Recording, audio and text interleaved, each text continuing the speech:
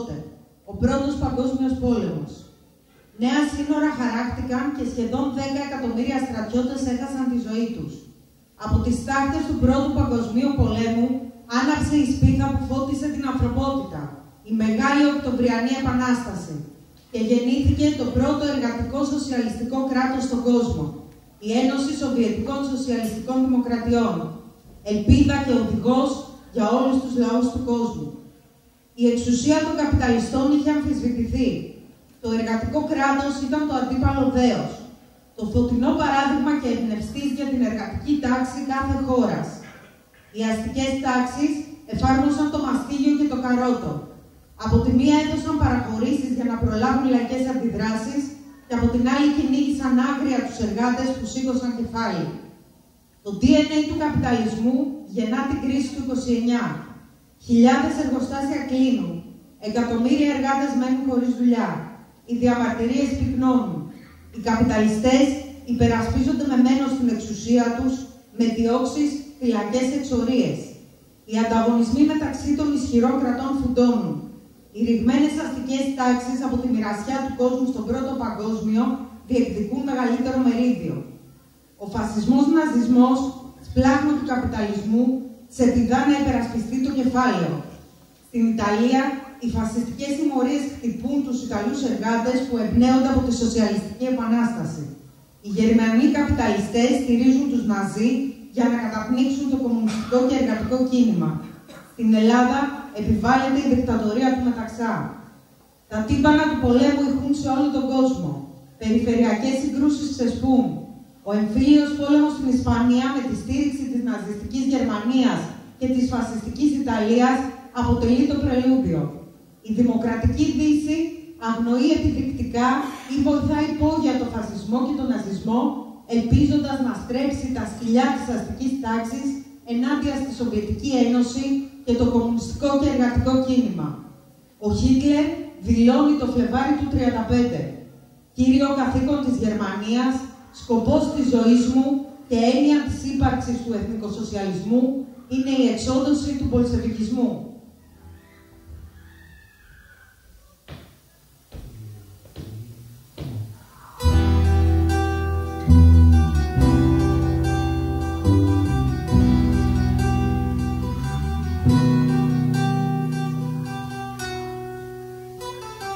Ανέβησες για μια στιγμή το νερό και το βαθύ πορτοκαλί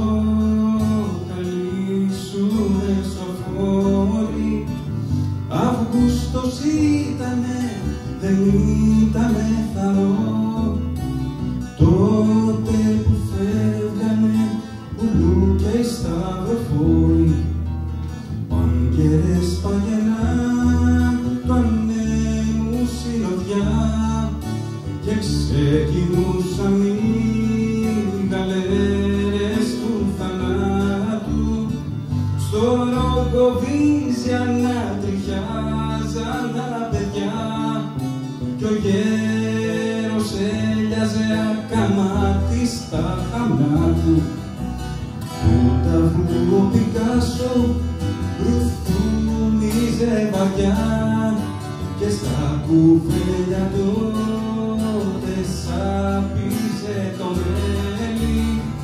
Τραβέρσω ανάποδο πορεία προς το βοριά, τραβά μπροστά, ξοπίσω εμείς και εμείς σε μέλη. Κάτω τον ήλιο να αγκαλιάζαν οι ελιές και τρίγωναν μικροί στα περιβόλια. Τις νύχτες τέρφες από μένα οι αγκαλιές, τότες που σε έφεραν κατσίβελες στην πόλια.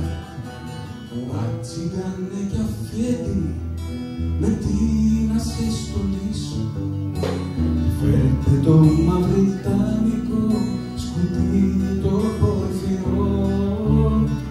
Στον τοίχο της Κεσαριανής μας φέραν από πίσω κι σε ένα τρίπιο ανάστημα ψηλώσαν το σωρό. Στέλεσα το δίστομο, φέρτε νερό και ξύδι, κι απάνω στη φοράδα σου δεμένο στα πρωτά.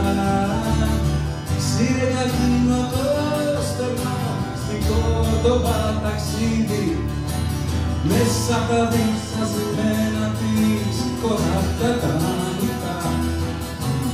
Πάρκα που βάλτο αναστροφή, τελείδικος καρένα, συνέργα που σκουριάζουνε σε κύκλικη σπηλιά. Σμάρι κοράκια να πετάν στην έρημη αρένα και στο χωριό να ρουδιάζουνε τη νύχτα 7 σκυλιά.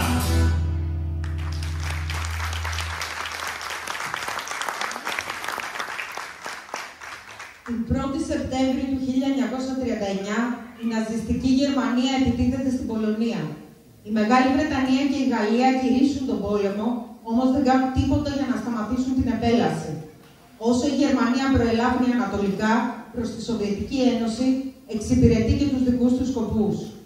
Η Σοβιετική Ένωση έχει από πριν επιδιώξει αμυντική συμφωνία με τη Μεγάλη Βρετανία και τη Γαλλία, χωρίς αποτέλεσμα. Περιμένοντας τη φασιστική επίθεση, υπογράφει το σύμφωνο Μολότοφ-Ρίμπεντροπ που της δίνει 21 πολύτιμους μήνες για να ετοιμαστεί. Οι Γερμανοί καπιταλιστές στρέφονται ενάντια στους ανταγωνιστές τους. Η φασιστική πολεμική μηχανή καταλαμβάνει καπιταλιστικά κράτη της Δυτικής Ευρώπης. Οι κατεχόμενοι λαοί υποφέρουν από την καταλήστευση των χωρών στις κακουχίες.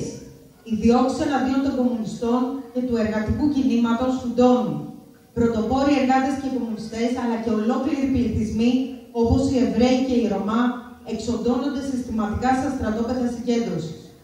Από την άλλη μεριά, κομμάτια της αστικής τάξης συνεργάζονται με τον κατακτητή.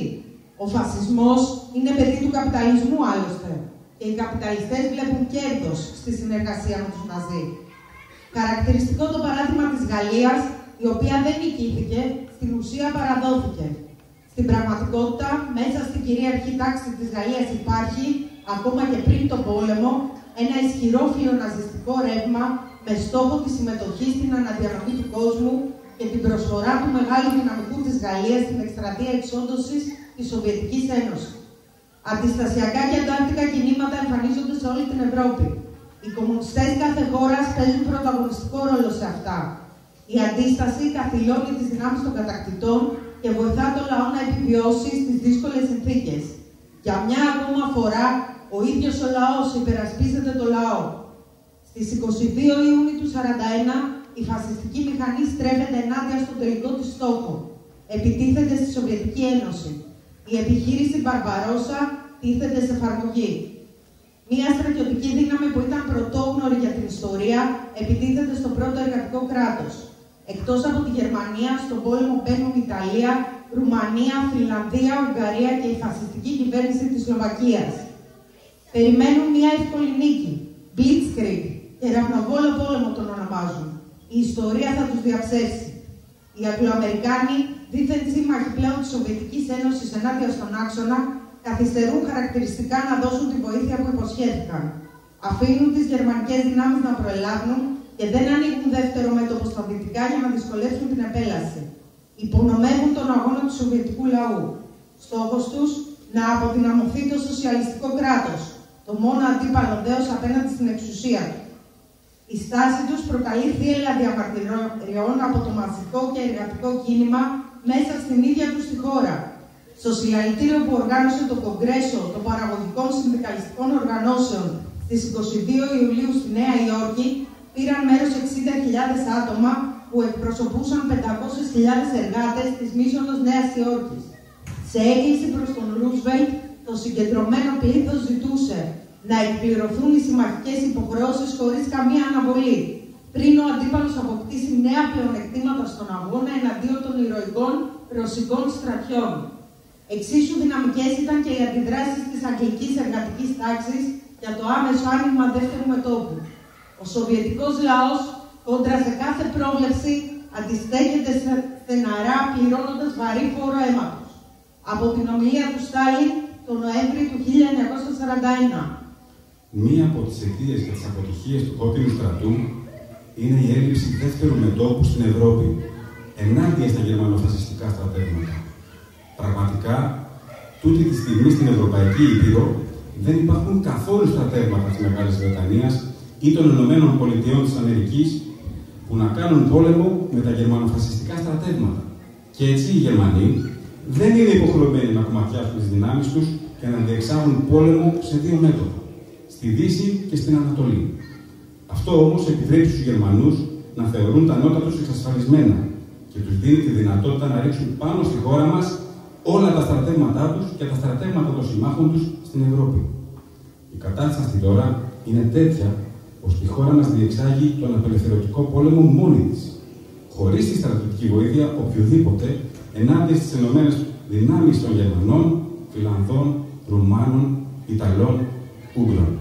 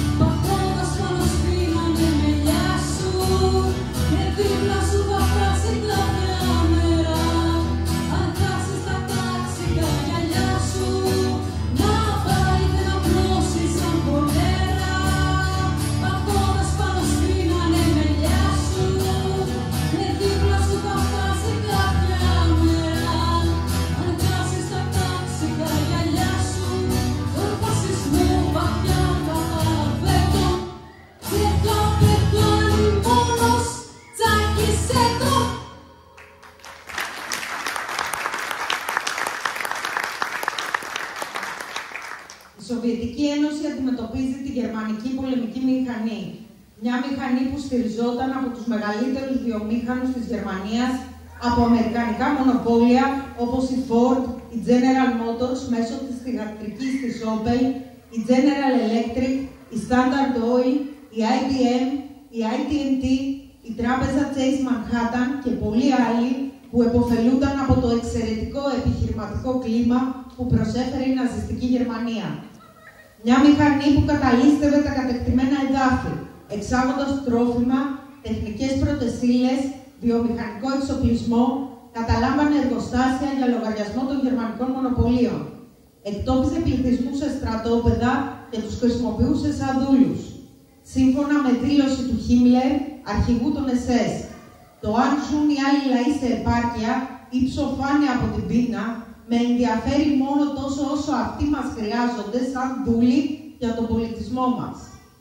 Ο φασισμός και οι αστικές τάξεις δεν υπολόγισαν καλά όμως την πραγματική δύναμη της Σοβιετικής Ένωσης. Η σοσιαλιστική οικονομία, τον κεντρικό σχεδιασμό που επέτρεπε στην εργατική τάξη να χτίζει το μέλλον με τα ίδια της τα χέρια. Το τρίτο πεντάχρονο πλάνο παραγωγής της Σοβιετικής Ένωσης που είχε ξεκινήσει το 1938 μέχρι το καλοκαίρι του 1941, σε 3 μόλις χρόνια, είχε εκπληρωθεί κατά 86%. Στα ανατολικά της χώρας αναπτύσσονταν ισχυρές βάσεις της σοβιετικής οικονομίας και εμφανίστηκαν καινούργια γιγάντια βιομηχανικά συγκροτήματα. Οι παραγωγικές δυνατότητες που δημιουργήθηκαν στα χρόνια των πεντάχρονων σχεδίων βοήθησαν να οργανωθεί πολεμική οικονομία τέτοια, ώστε να εξασφαλίσει στον κόκκινο στρατό τα αναγκαία εφόδια. Η πρόβλεψη του πολέμου επέτρεψε την ενίσχυση της αμυντικής οικονομίας. Συσσωρεύτηκαν κρατικές εφεδρείες και δημιουργήθηκαν αποθέματα υλικού επιστράτευσης. Η Κεντρική Επιτροπή του Κομμουνιστικού Κόμματος πήρε επίσης αποφάσεις για τη συσσόρευση πρώτων υλών, καυσίμων, μετάλλων, τροφίμων και άλλων εφοδίων. Τα αποθέματα που σχηματίστηκαν έπαιξαν ουσιαστικό ρόλο στη μετατροπή της οικονομίας σε πολεμική. Το σχέδιο ανάπτυξης της εθνικής οικονομίας για το 1941 έβαζε μπροστά στο σοβιετικό λαό ένα ζωτικής σημασίας καθήκον: να αυξηθεί ακόμα πιο πολύ η βιομηχανική και αγροτική παραγωγή και να ισχυροποιηθεί η αμυντική ικανότητα του Σοβιετικού κράτους. Ο Σοβιετικός λαός ανταποκρίθηκε. Από ομιλία του Στάλιν το 1941. Υπάρχει ένα μόνο μέσο απαραίτητο για να εκμηδενήσουμε την υπεροχή των Γερμανών σε τάγκς και να βελτιώσουμε έτσι ριζικά τη θέση του στρατού μας.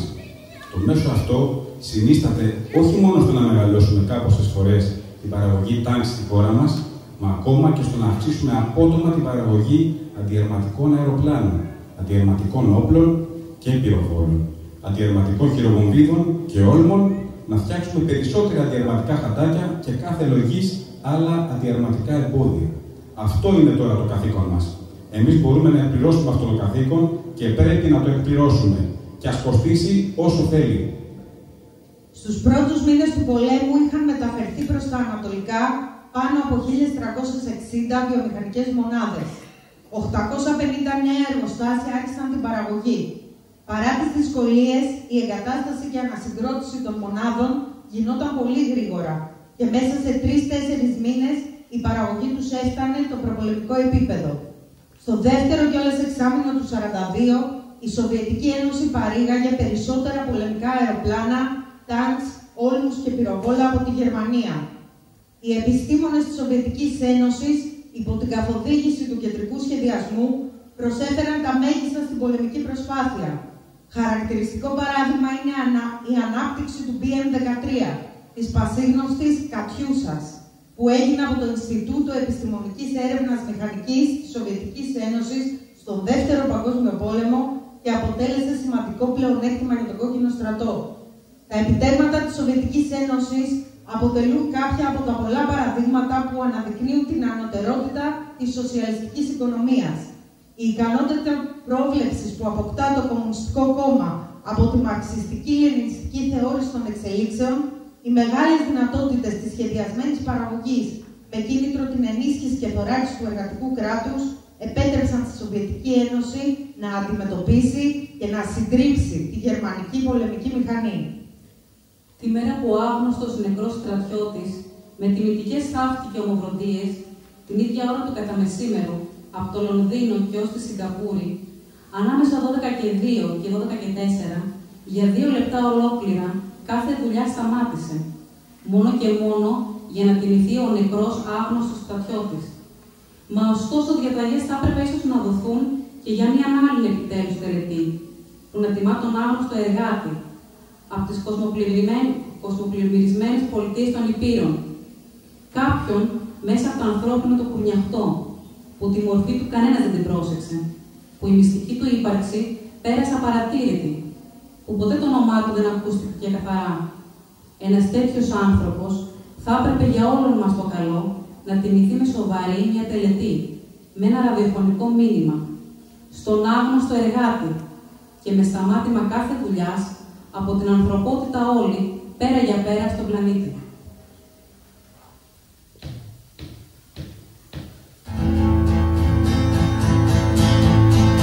Είναι βαρύς ο αγέρας σαν μολύβι, φωνάζω, φωνάζω, φωνάζω. Ελάτε γρήγορα, σας φωνάζω, να λιώσουμε το μολύβι. Ελάτε γρήγορα, σας φωνάζω, να λιώσουμε το μολύβι. Κάποιος μου λέει,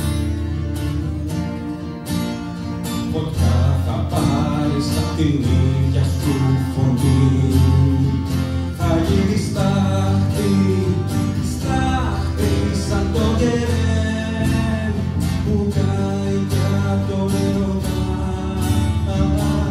του.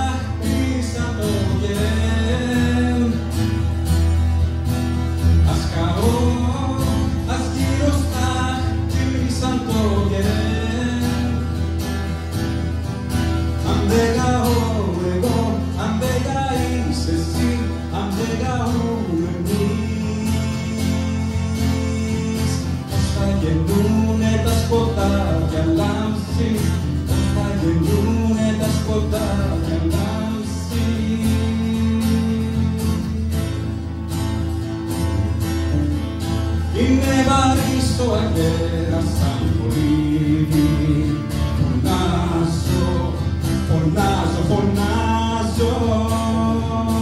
Ελάτε γρήγορα, σας φωνάζω, να λιώσουμε το μολύβι.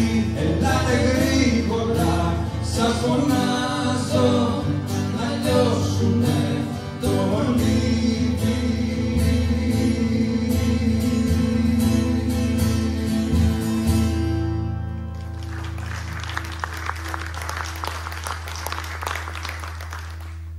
Ο Hemingway είπε «Κάθε άνθρωπος που αγαπά την ελευθερία χρωστά στον κόκκινο στρατό περισσότερα από ό,τι μπορεί ποτέ να πληρώσει». Το 1917 στη Ρωσία είχαν μπει τα θεμέλια για την ίδρυση του επαναστατικού στρατού. Είχαν δημιουργηθεί μονάδες της κόκκινης φρουράς από εργάτες, στρατιώτες και ναύτες. Η κόκκινη φρουρά έκανε την έφοδο στα χειμερινά ανάκτορα και οδήγησε στη νίκη της Μεγάλης Οκτωβριανής Επανάστασης. Ο κόκκινος στρατός ιδρύθηκε στις 28 Γενάρη του 1918 με διάταγμα του Συμβουλίου Λαϊκών Επιτροπών. Υπερασπίστηκε την εργατική εξουσία από τους Γερμανούς και τους Λευκοφρουρούς. Τις μέρες εκείνες κατατάχθηκαν στον επαναστατικό στρατό δεκάδες χιλιάδες εθελοντές, συνειδητοί αφοσιωμένοι αγωνιστές. Η σοσιαλιστική επανάσταση σώθηκε και με γρήγορους ρυθμούς απλώθηκε σε όλη τη μεγάλη χώρα, τη Ρωσία. Αυτές ήταν οι μέρες που γέννησαν το κόκκινο στρατό, το φρουρό της σοσιαλιστικής οικοδόμησης, το στρατό που συνέτριψε τον φασισμό. Εγώ, πολίτης της Ένωσης Σοβιετικών Σοσιαλιστικών Δημοκρατιών, μπαίνοντας στις γραμμές του εργατοαγροτικού κόκκινου στρατού, παίρνω όρκο και ορκίζομαι επίσημα να είμαι έντιμος, γενναίος, πειθαρχικός. Πάντα σε επαγρύπνηση μαχητής, να τηρώ αυστηρά τα στρατιωτικά και κρατικά μυστικά, αναντήρητα να εκπληρώνω όλους τους στρατιωτικούς κανόνες και τις διαταγές των διοικητών και των ανωτέρων. Ορκίζομαι να μελετώ ευσυνείδητα την πολεμική τέχνη, με όλα τα μέσα να διαφυλάσσω τη στρατιωτική και λαϊκή περιουσία και μέχρι τελευταίας πνοής να είμαι αφοσιωμένος στο λαό μου, στη σοβιετική μου πατρίδα και στην εργατοαγροτική κυβέρνηση.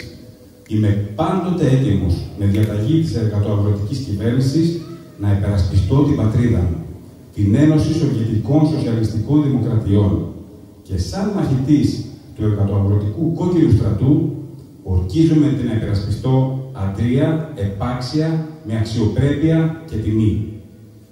Χωρίς να λυπάμαι το αίμα και την ίδια τη ζωή μου, για την επίτευξη της πλήρου νίκης κατά των εχθρών, εάν όμως από πρόθεσή μου παραβώ αυτό τον επίσημο όρκο μου, τότε να μου επιβληθεί η αυστηρή τιμωρία του Σοβιετικού νόμου, η γενική απέχθεια και η περιφρόνηση των εργαζομένων. Η σφοδρότητα της επίθεσης της γερμανικής πολεμικής μηχανής το 1941 δεν λύγησε το κόκκινο στρατό. Από τις πρώτες κιόλας εβδομάδες έγινε φανερό πως ο πόλεμος ενάντια στη Σοβιετική Ένωση δεν έμοιαζε σε τίποτα με τις κεραυνοβόλες εκστρατείες στη Δύση. Παρά την αρνητική πορεία που είχαν αρχικά οι πολεμικές επιχειρήσεις, ο κόκκινος στρατός δεν έχασε το ηθικό του και υπερασπιζόταν ηρωικά κάθε σπιθαμή εδάφους. Οι χιτλερικοί λογάριαζαν στην ηθικοπολιτική αστάθεια του κόκκινου στρατού, αλλά δεν δικαιώθηκαν. Πολεμούσε άλλωστε για να υπερασπίσει τη σοσιαλιστική πατρίδα. Την πατρίδα που είχαν φτιάξει όλα τα προηγούμενα χρόνια οι εργάτες και οι αγρότες με τα δικά τους σχέδια. Με τα λόγια του Έρεμπουργκ, τις ανταποκρίσεις του στο χρονικό της αντριοσύνης. Εμείς δεν λέγαμε ότι ο πόλεμος είναι ένα επικίνδυνο, αλλά διασκεδαστικό σπορ. Εμείς δεχτήκαμε τον πόλεμο με μεγάλη λύπη και μεγάλη αντρία. 25 χρόνια χτίζαμε το καινούργιο μας σπίτι. Εμείς όλοι μπορούμε να πούμε για το κράτος μας ό,τι είπε η Αζάροφα για το γιο της. Με τόσες δυσκολίες το μεγάλωσα, το ανάθρεψα και το σπούδασα. Εμείς υπερασπιζόμαστε κάτι μεγαλύτερο από την έκταση, από τα προσωπικά αγαθά, και αυτό προσθέτει σε εμάς δύναμη. Ο κόκκινος στρατός γεννήθηκε από τα σπλάχνα του σοβιετικού λαού. Είχε στη διάθεσή του τις δυνατότητες του κεντρικού σχεδιασμού, την καθοδήγηση με βάση τις αρχές του μαρξισμού-λενινισμού. Γράφει ο στρατάρχης Ζούκοφ. Το Κρατικό Συμβούλιο Άμυνας και το Ανώτατο Στρατηγείο έβλεπε μακρύτερα και καλύτερα από τη γερμανική στρατηγική ηγεσία. Ήταν εξοπλισμένο με τη γνώση των γενικών νόμων του αγώνα που στηριζόταν στο στέρεο θεμέλιο του μαρξισμού-λενινισμού. Κατανοούσε καλύτερα τον εχθρό τη συγκεκριμένη κατάσταση που καθόριζε την πορεία των γεγονότων. Προέβλεπε τις πιθανές ενέργειες του εχθρού και έπαιρνε μέτρα να ανατρέψει τους σκοπούς του και να επιτύχει τους δικούς του στόχους. Τα μέλη του Κομμουνιστικού Κόμματος και της Κομμουνιστικής Νεολαίας πρωτοστάτησαν στην ηρωική πάλη. Μόνο τον πρώτο χρόνο του πολέμου εντάχθηκαν στον κόκκινο στρατό και ναυτικό 1 εκατομμύρια μέλη του κόμματος και 2 εκατομμύρια της νεολαίας. Το 1 τρίτο της Κεντρικής Επιτροπής βρισκόταν στο μέτωπο. Συνολικά, το ποσοστό του κομματικού δυναμικού που εντάχθηκε στις στρατιωτικές και παραγωγικές ανάγκες του πολέμου έφτασε το 88%. 2 εκατομμύρια μέλη έδωσαν τελικά τη ζωή τους στον αγώνα. Ανάμεσά τους οι κομισάριοι, οι πολιτικοί επίτροποι του κόκκινου στρατού, έπαιξαν σημαντικότατο ρόλο. Μετέδιδαν στους στρατιώτες τις ιδέες και τις κατευθύνσεις σχετικά με τον ταξικό πόλεμο. Δρούσαν οι ίδιοι ως ζωντανό παράδειγμα αφοσίωσης στην Επανάσταση και πηγή έμπνευσης για τους υπόλοιπους. Τα πολιτικά στελέχη που επιλέγονταν είχαν σημαντική κομματική ηλικία και εμπειρία στην οργάνωση. Περνούσαν από ειδική εκπαίδευση. Διδάσκονταν όχι μόνο κοινωνιολογία, διεθνή πολιτική, βασικές αρχές της φιλοσοφίας, αλλά και την πολεμική τέχνη. Ήταν διοικητές διπλά ατσαλωμένοι. Ο σημαντικός ρόλος που διαδραμάτισαν οι πολιτικοί επίτροποι στο κόκκινο στρατό αποδεικνύεται από τη διαταγή για τους κομισάριους του Χίτλερ. Ο πόλεμος στη Ρωσία δεν μπορεί να διεξαχθεί σύμφωνα με τους νόμους της τιμής. Είναι αγώνας ιδεολογικός που απαιτεί βαθμό σκληρότητας χωρίς προηγούμενο. Εννοώ ότι οι πολιτικοί επίτροποι του Ερυθρού Στρατού δεν πρέπει να θεωρούνται μαχόμενοι στρατιωτικοί και όταν εχμαλωτίζονται να εκτελούνται αμέσως ως φορείς της εχθρικότερης απέναντι στον εθνικοσοσιαλισμό ιδεολογίας. Η εκαθάριση των Πολσεβίκων πρέπει να είναι αμήλικτη και οριστική.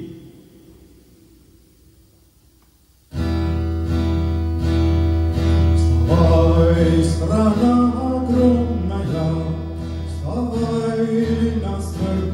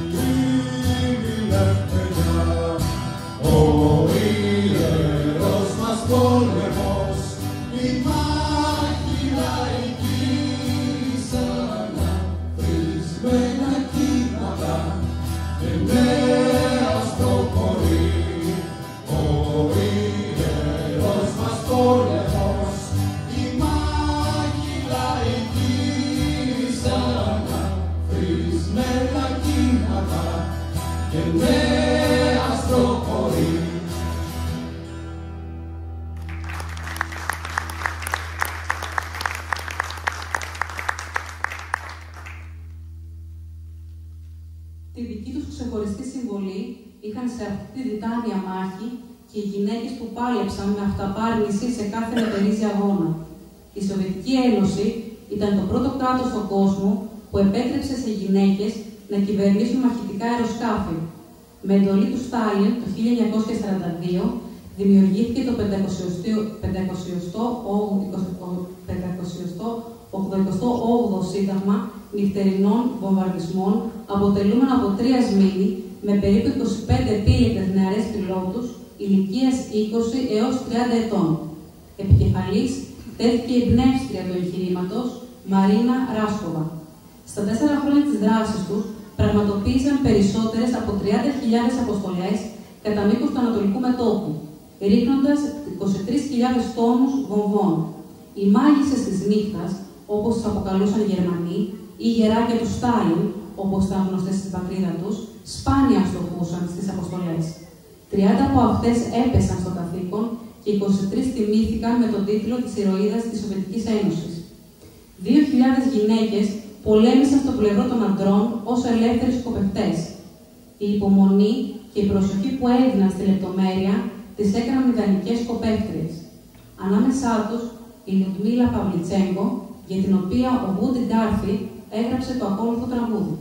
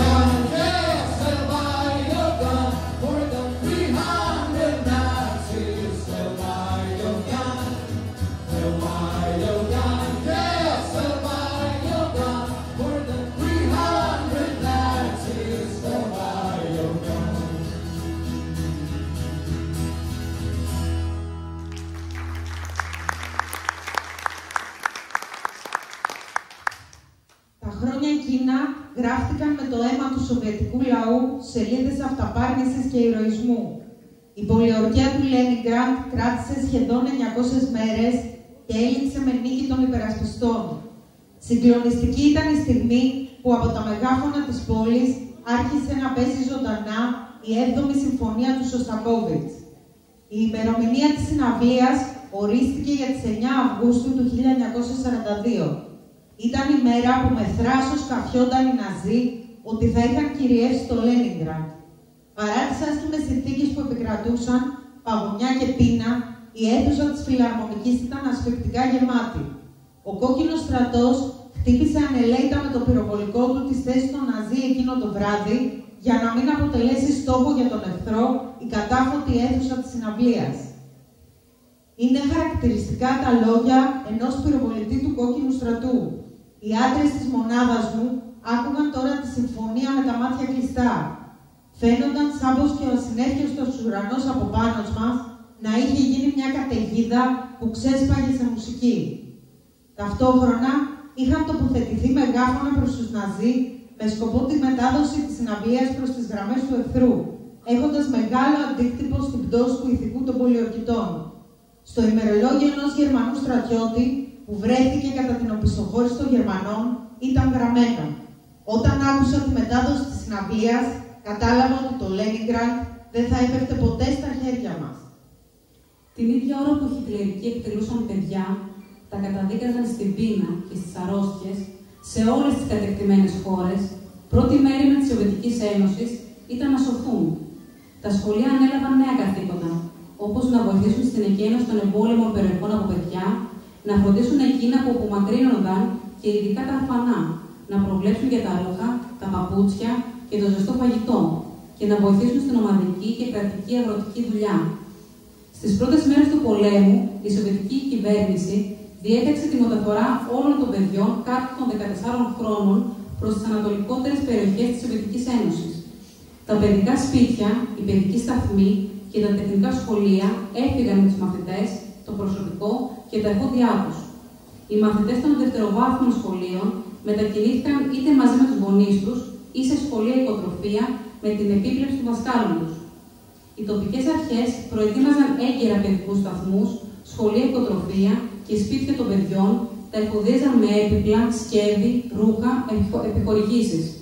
Ο τοπικός πληθυσμός βοηθούσε πολύ τα μετατοπισμένα αυτά παιδιά. Εργάτες της βιομηχανίας και υπάλληλοι βοηθούσαν στις ελεύθερες ώρες τους για να διαρρυθμιστούν τα σχολικά κτίρια και οι γυναίκες έπλαιναν, επιδιόρθωναν και έραβαν τα ρούχα των παιδιών. Σε κάθε κατακτημένη πόλη και χωριό, απλοί καθημερινοί άνθρωποι έκαναν κατορθώματα που οφείλονται στην πίστη, την τιμή, την αγάπη προς τους συνανθρώπους. Στην πόλη Ζολοντόνοσσα, όταν οι Γερμανοί ανακοίνωσαν ότι όλο το προσωπικό και τα εργαλεία θα μεταφέρονταν στη Δύση και το νοσοκομείο θα καιγόταν, συνηθισμένοι άνθρωποι, οι γιατροί, οι νοσοκόμοι, ο αποθηκάριος, η μαγείρισα, άρχισαν έναν ασυνήθιστο πόλεμο. Αποφάσισαν να κρύψουν τα όργανα, να κρυφτούν για να αποφύγουν τη μεταφορά τους και να περασπιστούν το νοσοκομείο. Έκαναν μια σειρά τολμηρές επιχειρήσεις. Ο διευθυντής του νοσοκομείου, με κίνδυνο της ζωής του, έβγαλε 3 κυβότια εργαλεία και τα έθαψαν. Το προσωπικό κρύφτηκε. Στην πόλη έγιναν οδομαχίες. Οι υπάλληλοι του νοσοκομείου προάσπισαν το κτίριο, σκότωσαν 2 εμπριστές και τράβηξαν έξω από τη φωτιά τα χειρουργικά τραπέζια. Την ίδια μέρα το νοσοκομείο της Ζολοντόνοσσα ξαναζωντάνεψε. Στην κατεχόμενη πόλη Γκάντιατς, ο γιατρός Μονπλάνοφ μαζί με το προσωπικό έσωσε εκατοντάδες ζωές. Στο νοσοκομείο νοσηλεύονταν τραυματίες αξιωματικοί του κόκκινου στρατού. Ο γιατρός τους χαρακτήρισε μολυσματικούς αρρώστους και κρατούσε τεχνητά τη θερμοκρασία τους στους 40 βαθμούς. Τους εφοδίασε με πολιτικά ρούχα και ταυτότητες.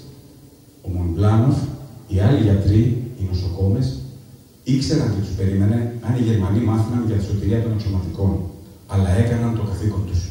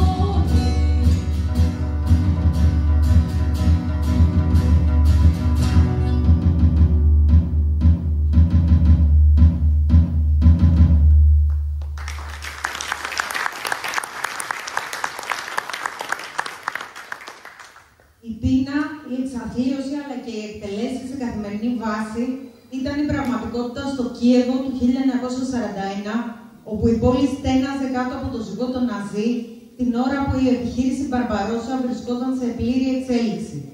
Κατά την κατάκτηση του Κιέβου, οι Ναζί έπιασαν περίπου 630.000 αιχμαλώτους, ανάμεσά τους και πολλούς αθλητές που άνοικαν στην ομάδα της Δυναμό Κιέβου. Οι περισσότεροι παίκτες, ανάμεσά τους και ο Κόλια Τρούσεβιτς, το μεγαλύτερο όνομα της προπολεμικής Δυναμό Κιέβου, δούλευαν σε ένα αρτοποιείο που είχαν ανοίξει οι Ναζί για τις ανάγκες του στρατού. Στο πλαίσιο της προπαγάνδας των Ναζί στην πόλη και με τη βοήθεια ενός δοσύλλογου, του Ουκρανού εθνικιστή και πρώην ποδοσφαιριστή Γιώργη Σφετσόφ, επανέφεραν το ποδόσφαιρο και δημιούργησαν μια νέα ομάδα, τη Ρούχ. Με μπροστάρι τον Τρούσεβιτς, οι παίκτες αρνήθηκαν να παίξουν με τους συνεργάτες των Γερμανών και ίδρυσαν το δικό τους σύλλογο που ονόμασαν FC Start.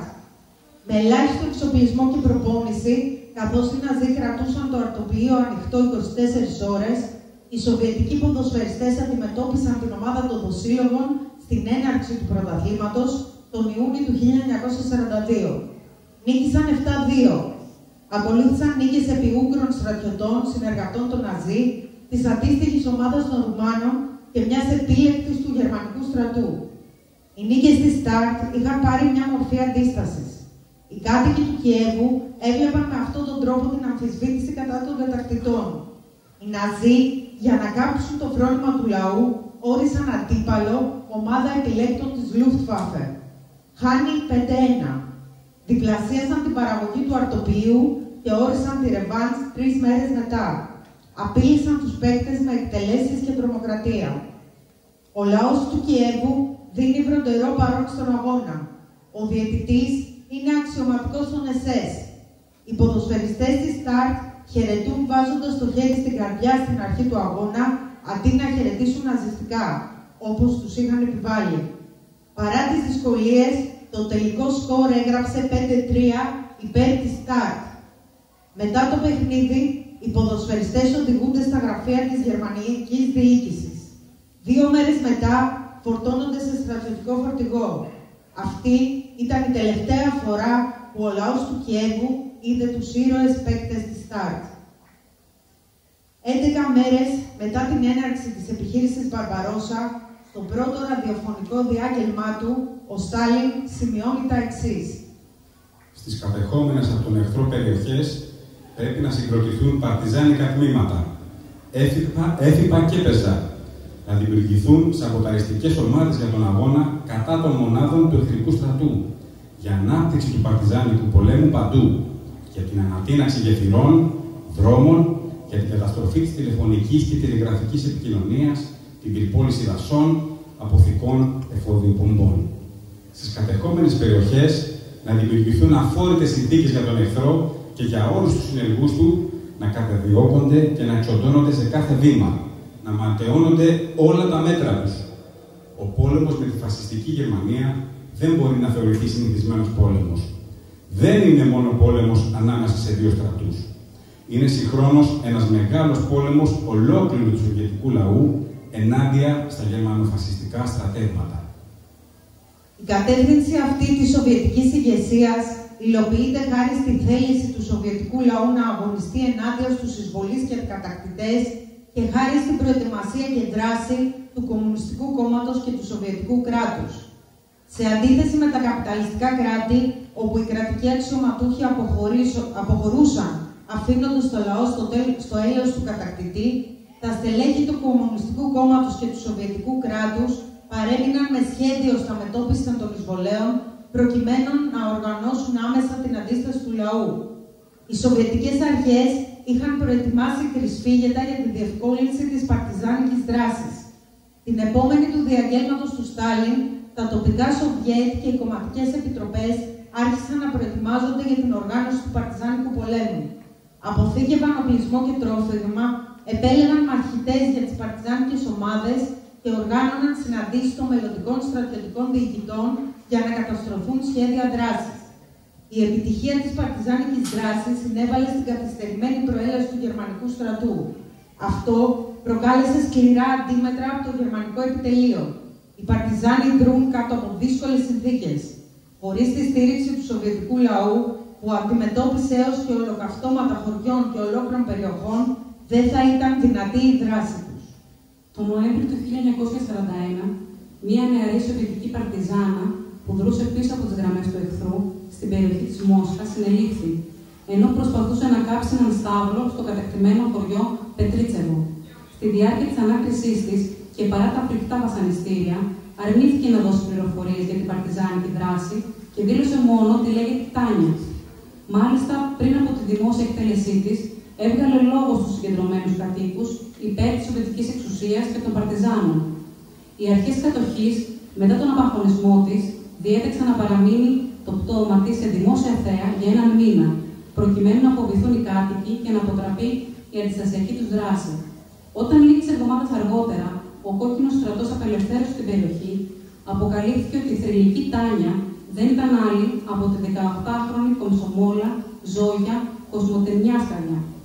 Στον τάφο της καλύστηκαν τα λόγια του Νικολάη Οστρόφσκι, λόγια που κάποτε η Ζόγια, ως έμβλημα, ως διαθήκη, είχε αντιγράψει στο σημειωματάριό της και που τα είχε πραγματοποιήσει στη σύντομη ζωή της και στο θάνατό της. Το πιο ακριβό στον άνθρωπο είναι η ζωή.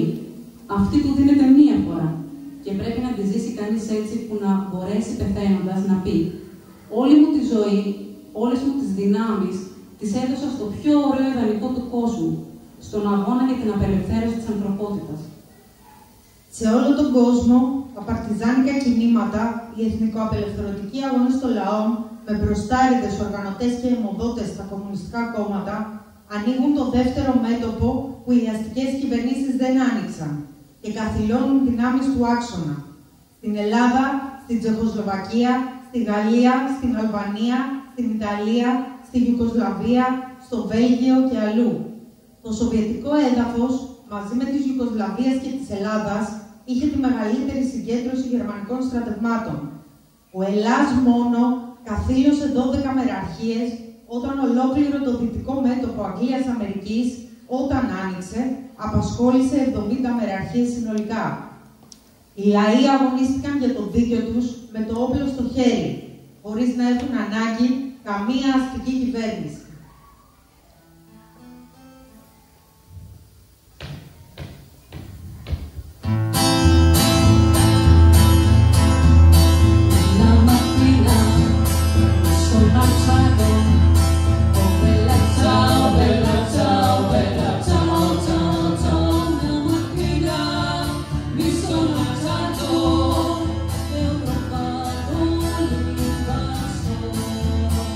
Partigiano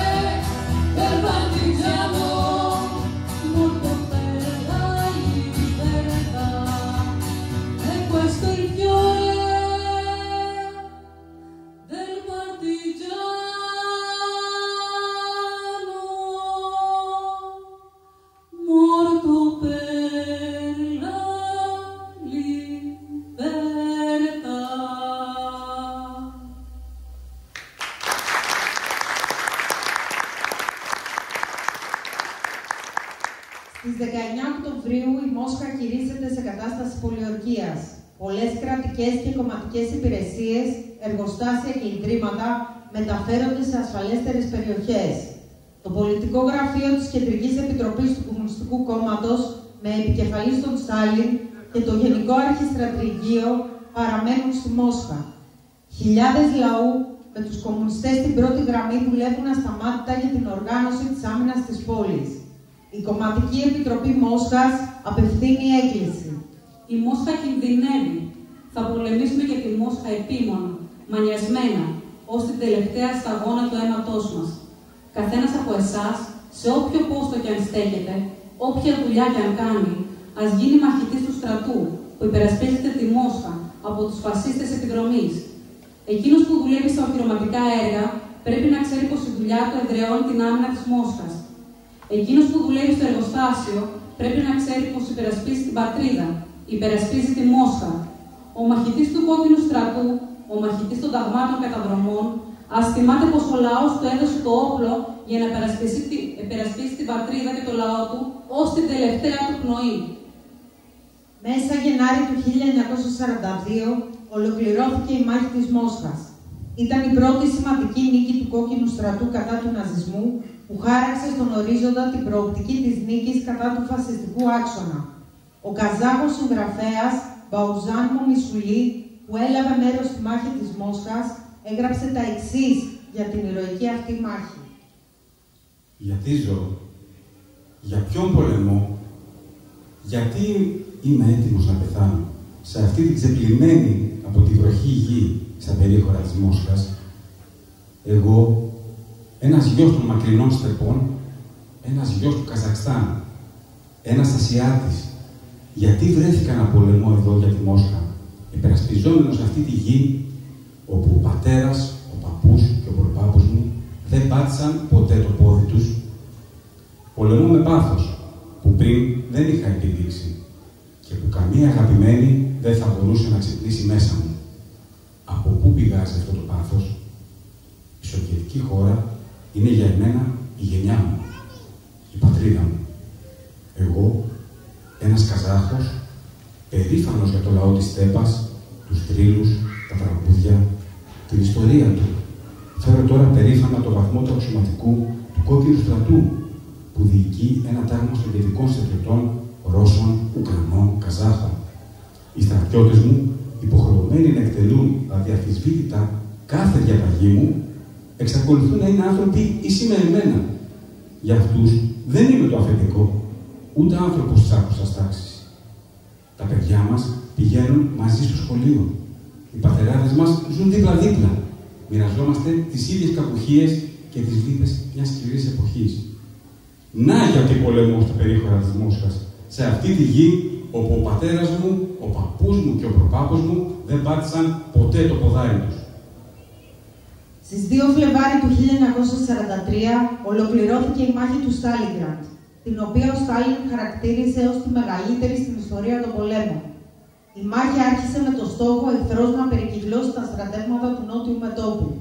Η ευρύτερη περιοχή του Στάλινγκραντ, όπως και η ίδια η πόλη, έπαιζαν σημαντικό ρόλο στο πολεμικό οικονομικό δυναμικό της Σοβιετικής Ένωσης. Μάχες γίνονταν μέσα στα ίδια τα εργοστάσια, οι συγκρούσεις γενικεύτηκαν σε όλη την πόλη και είχαν χαρακτήρα αγώνα σώματος προς σώμα. Ήταν αδιάκοπες μέρα και νύχτα. Η ανώτατη διοίκηση και το Γενικό Επιτελείο εγκρίνουν σχέδιο που προβλέπει την κύκλωση και εξόδωση του εχθρού στο Στάλινγκραντ. Στη διάρκεια της μάχης που ακολούθησε, οι στρατοί του φασιστικού συνασπισμού συμμετρίβησαν και έχασαν το 25% της δύναμης που είχαν παρατάξει στο σοβιετογερμανικό μέτωπο. Η συντριβή των Γερμανών στο Βόλγα σήμαινε την αρχή της αποφασιστικής στροφής στο Μεγάλο Πατριωτικό Πόλεμο και σε όλο το Δεύτερο Παγκόσμιο Πόλεμο. Έως τη μάχη του Στάλινγκραντ, στην ιστορία των πολέμων, δεν υπήρξε ποτέ περίπτωση κύκλωσης και ολοκληρωτικής καταστροφής τόσο μεγάλης στρατιωτικής δύναμης. Ιούλιος-Αύγουστος 1943. Τα σοβιετικά στρατεύματα περνούν στην αντεπίθεση στο Κούρσκ. Η αντεπίθεση διαρκεί έως τις 23 Αυγούστου και καταλήγει με αποφασιστική νίκη του κόκκινου στρατού, που ουσιαστικά εξουδετερώνει την επιθετική ικανότητα της ναζιστικής πολεμικής μηχανής στο ανατολικό μέτωπο. Μεταξύ άλλων, η μάχη του Κούρσκ αποτέλεσε τη μεγαλύτερη αναμέτρηση αρμάτων μάχης στον κόσμο, με πάνω από 8.000 τάγκ και από τις δύο πλευρές να παρατάσσονται στο πεδίο της μάχης. Η νίκη στο Κούρσκ σήμανε την έξοδο του κόκκινου στρατού προς τον ποταμό Δνίπερο και τη ριζική μεταβολή όλου του πολέμου. Μετά το Κούρσκ, η φασιστική πολεμική μηχανή γυρνά ουσιαστικά σε κατάσταση άμυνας σε όλα τα μέτωπα. Μετά το Κούρσκ, καταρρίφθηκαν και όσα προσχήματα είχαν οι σύμμαχοι για τη μη ουσιαστική τους εμπλοκή στον πόλεμο, περιμένοντας ουσιαστικά το μαντρόσκυλο του υπεριαλισμού, που τότε ήταν ο Χίτλερ, να ξεμπερδεύει με τους κόκκινους. Η απελευθέρωση της Λευκορωσίας ή αλλιώς η επιχείρηση Μπαγκραντιών ήταν η μεγαλύτερη νίκη των Σοβιετικών εναντίον των Γερμανών σε όλο τον πόλεμο. Με αυτή την επιχείρηση, ο κεραυνοβόλος πόλεμος άλλαξε κατεύθυνση προπολού. Επόμενο βήμα για τον κόκκινο στρατό ήταν η Γερμανία και το Βερολίνο. Στις 27 Γενάρη του 1945, ο κόκκινος στρατός, προελάβοντας προς το Βερολίνο, απελευθέρωσε το στρατόπεδο συγκέντρωσης του Auschwitz-Birkenau. Αποκαλύπτεται η τραγική αλήθεια για τις προγραμματισμένες, μαζικές και απάνθρωπες μεθόδους εξόντωσης εκατομμυρίων ανθρώπων από τους φασίστες. Εκεί, Εβραίοι, κομμουνιστές, πολιτικοί κρατούμενοι, εχμάλωτοι σοβιετικοί στρατιώτες και χιλιάδες ακόμα κατώτεροι, σύμφωνα με τους Ναζί, από μια σειρά εθνικότητες και μειονότητες, βασανίζονταν, υποβάλλονταν σε φρικτά πειράματα. Στα περίπου 4 χρόνια λειτουργίας, στις εγκαταστάσεις του εξοντώθηκαν με φρικτό τρόπο πάνω από 3 εκατομμύρια κρατούμενοι. Τα 2,5 εκατομμύρια με αέρια και 500.000 πέθαναν από πείνα και διάφορες ασθένειες.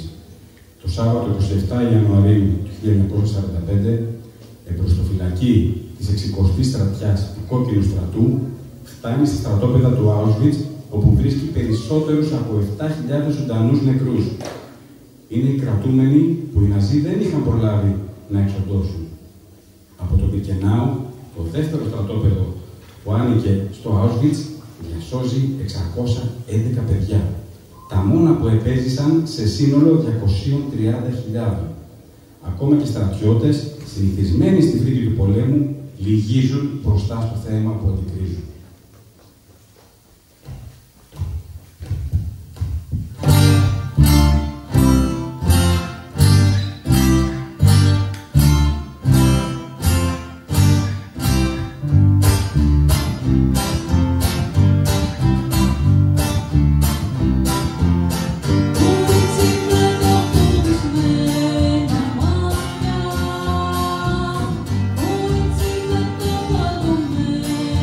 Yeah.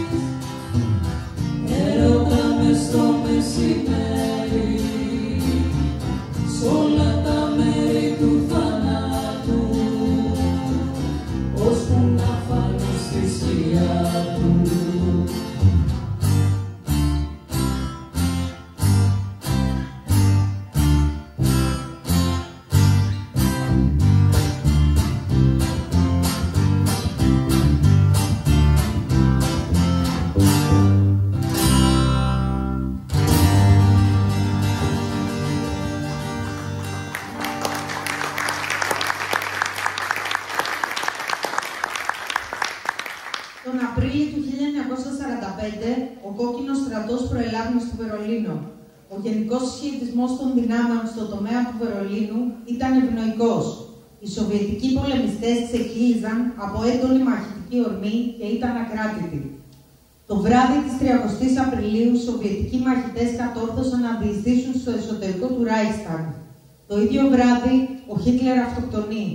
Την αυγή της 1ης Μαΐου, ο Λοχίας Γεγκόροφ και ο στρατιώτης Καντάρια υψώνουν στο Ράιχσταγκ τη σημαία της νίκης. Ξημερώνοντας 9η Μάη 1945, στο Κάλισφορ στο Ανατολικό Βερολίνο, υπογράφεται ενώπιον αντιπροσώπων της Σοβιετικής Ένωσης και των συμμάχων η ανεφόρον συνθηκολόγηση της Γερμανίας. Ο Έρεμπουκ γράφει: Στα χρόνια της δοκιμασίας εκδηλώθηκε πιο καθαρά από όλο το μεγαλείο του λαού μας. Δεν το δοκιμάζουμε με τριαντάφυλλα το φρούριο της καρδιάς, το δοκιμάζουμε σίδερο. Η λύση της νίκης μας βρίσκεται στα χρόνια 1941 και 1945. Οι Γερμανοί προχωρούσαν γρήγορα μπροστά. Καίγονταν οι πόλεις μας. Μεραρχίες περικυκλώνονταν. Αλλά οι άνθρωποι μας δεν έχαναν το ηθικό τους.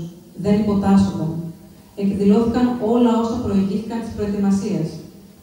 Η γέννηση του νέου κόσμου, η ισότητα στην εξέλιξη, τα εργατικά πανεπιστήμια και βρετικοί σταθμοί στο Κολχός και οι ψυκάμινοι του Σνιέσκ και ο Σέξπιρ στη σκηνή του απόμερου οικισμού και των πολλών εκατομμυρίων τυράζ των βιβλίων. Υπήρξαν δάσκαλοι και συγγραφείς, άνθρωποι με μυαλό και με καρδιά, που 1/4ο αιώνα έσπερναν, χωρίς να ξέρουν αν θα δουν τους καρπούς. Το 1942 ο κόσμος έμενε κατάπληκτος από την ψυχική δύναμη της Ρωσίας. Αυτό ήταν η καρπή πολλών ετών. Μήπως άραγε πρέπει να θυμίσουμε το ραδιοτηλεγραφητή που μετέδιδε τα πυρά κατ' επάνω μου, τον ερυθροστρατιώτη που έρχοντας έφτανε με τη χειροβοβίδα του κάτω από το εχθρικό τάγκ, τις κοπέλες που πέθαιναν χωρίς να μιλήσουν στα πλουτρούνια της Γεστάπο. Να θυμίσουμε την Ανδρία το μετόπιστε, τους εργάτες που έφτιαζαν τα εργοστάσια, τις γυναίκες που δούλευαν στα χωράφια στη θέση των ανδρών. Είμαστε ευτυχείς που υπερασπιστήκαμε όχι μόνο το πατρικό σπίτι, αλλά και εκείνον τον ήλιο που λάμπει για όλους. Είμαστε ευτυχείς που βοηθήσαμε τους Γάλλους να απελευθερώσουν το Παρίσι, τους Άγγλους να σώσουν το Λονδίνο. Τα χρόνια του πολέμου νιώσαμε πιο έντονα την αδελφοσύνη που δένει τους ανθρώπους της δουλειάς, όλους τους φίλους της ελευθερίας. Oh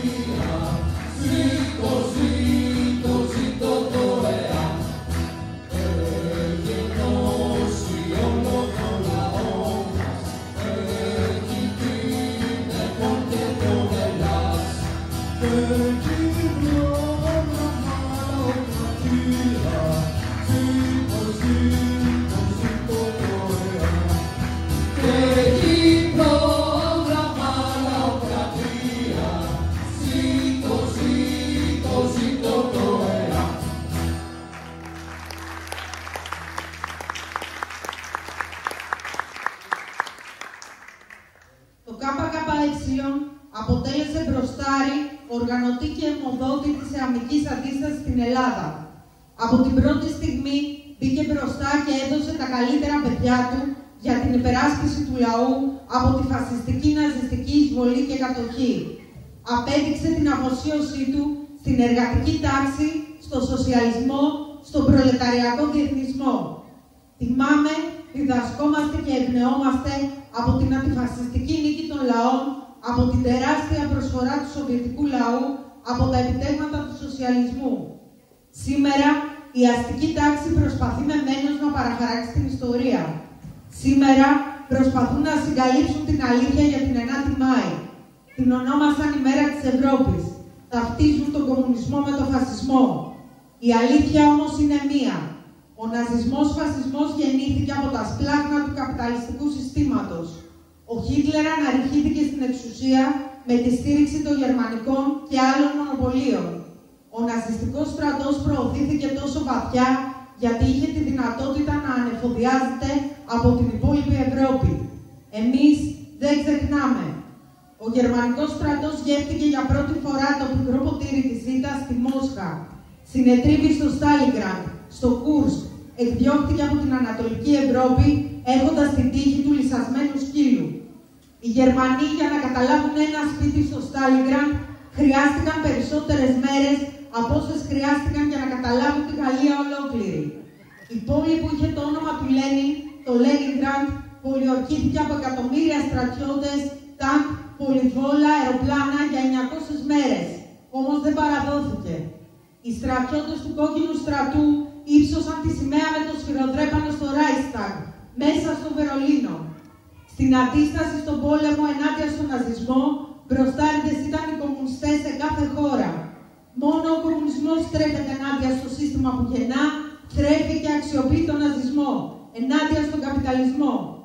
Η ιστορία γράφτηκε με κόκκινα γράμματα και δεν σβήνει από τη μνήμη των λαών. Οι νικηφόρες μάχες του κόκκινου στρατού απέδειξαν την ανωτερότητα του σοσιαλιστικού συστήματος, της εργατικής εξουσίας, τα πλεονεκτήματα της κοινωνικοποίησης των μέσων παραγωγής και του κεντρικού σχεδιασμού της οικονομίας. Εμείς δεν ξεχνάμε και συνεχίζουμε. Με την αιματοβαμμένη σημαία μας ψηλά, μέχρι τη μέρα που η ελευθεριά θα νικήσει τον πόλεμο, μέχρι τη μέρα που ο άνθρωπος δεν θα εκμεταλλεύεται τον άνθρωπο, μέχρι τη μέρα που θα αρχίσουμε να χτίζουμε το πιο όμορφο μέλλον, τη νέα κοινωνία, το σοσιαλισμό-κομμουνισμό, μέχρι τη μέρα που θα νικήσουμε για πάντα. Γιατί έτσι κι αλλιώς η γη θα γίνει κόκκινη.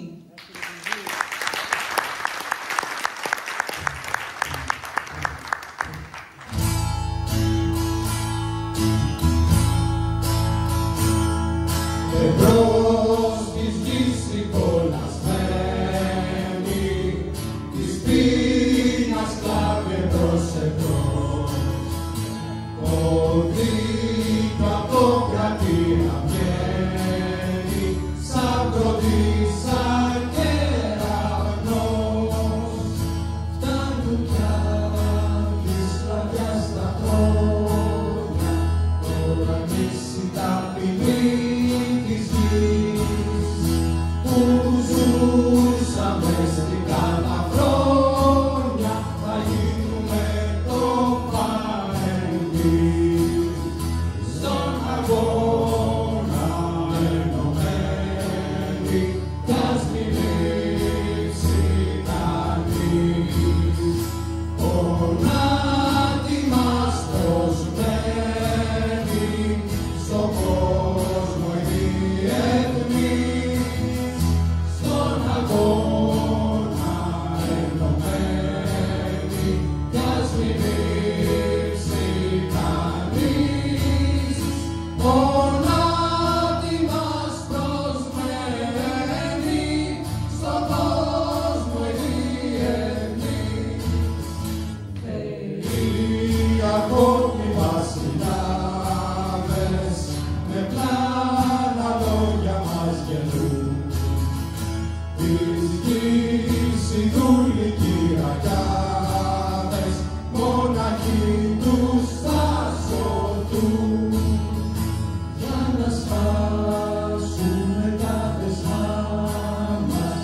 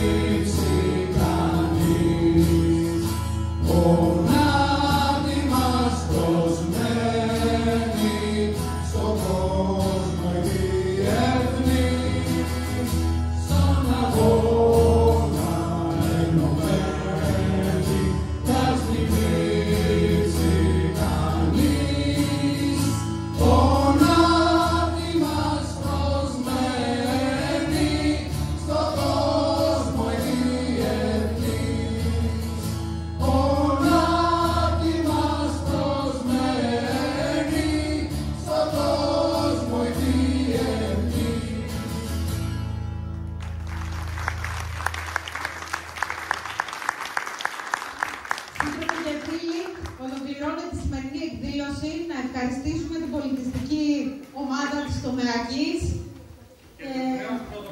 Έχουμε και τους μικρούς πρωτοπόρους εδώ, οι οποίοι